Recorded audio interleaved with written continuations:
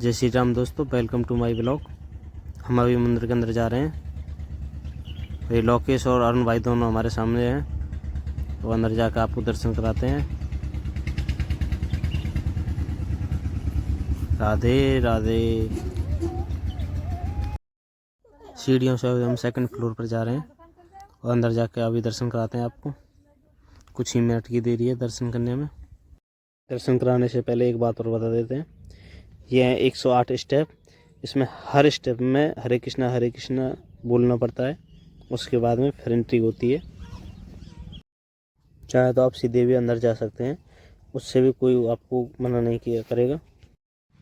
बिना देरी के चलते हैं अब अंदर। ये सामने है ठाकुर जी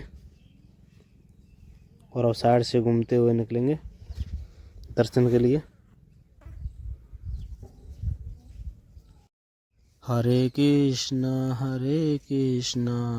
कृष्णा कृष्णा हरे हरे, हरे राम राम राम हरे हरे। राधे राधे राधे। जय श्री राधे श्याम। हरे कृष्णा